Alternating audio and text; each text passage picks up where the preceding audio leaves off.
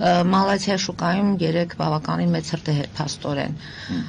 Ինչի հետ է կապում այս ամենը, այնտեղ ասում են հոսանքի լարերի եւ այլն։ Այսքան տարիների ընթացքում այդ գազաֆիկացման խնդիրը չլուծվեց, մարդկանց անվտանգության խնդիրը չլուծվեց։ Ունենք մալացիայի Մենք սուրմալուն ունեցանք, դա կարծես թե մեզ համար դաշ եղավ։ Դրանից հետո ցավոք սրտին մենք էլ մեր ժողովուրդը այնպեսին ենք, որ երբ որ մի դեպք է լինի, մի քանի ամիս գոնենք, նրանից հետո նորից նույն վիճակը։ Տիկին Մարի, խնդիրը ինչու՞մն է կայանում։ Մեր ժողովուրդը ամեն դեպքում է սովետական ժառանգությունը դեռ գենետիկորեն մեր մեջ կա։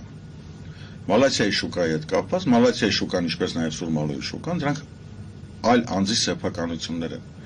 Այսինքն Երևան քաղաքը դա գործառույթ չունի։ Իր գործառույթն է, որ եթե այդ մարդը վաղը որոշի դիցուկ իր շուկայում սարքի 16 հարկանի շենք, այդ ժամանակ գալիս է դիմումը քաղաքապետարան։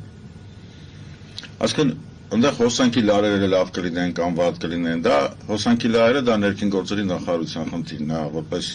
MÇS, որպես այն, որ գան վերահսկեն։ Երևանի քաղաքապետարանը դա որևիցե գործառույթ չունի, մենք նույնիսկ չենք էլ կարող այնտեղ մտնենք եւ իրանք կարող մեզ հանգիստ չթողան, որ մենք մտնենք։ Բայց ժողովրդական բանահյուսության մեջ ինչ նման բան լինում, ասում են քաղաքապետարանը։ Ամեն դեպքում Երևանցու շահերի մասին է, չէ՞ այստեղ։ Okay, համաձայն ենք մենք դրա հետ, բայց եթե դա կոնկրետ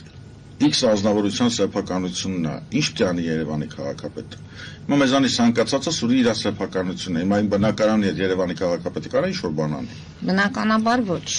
Հիմա եթե մի քիչ ավելի մեծ բնակարան է, X ազնվորությունը։ Այլ խնդիր է, որ համապատասխան կառույցները, որոնք որ պարտավոր են այդ վերահսկողությունը իրականացնեն, որը որ հաստատ Երևանի քաղաքապետարանը չի, այդ հարցով իրանց դիմեն, թե ներքին գործերի նախարարությունը քիչ պատշաճ վերահսկողություն արի, գազի վարչությունը քիչ պատշաճ վերահսկողություն արի եւ այս կարգի։ Բայց Երևանի քաղաքը տվյալ դեպքում որևիցե խնդիր չունի։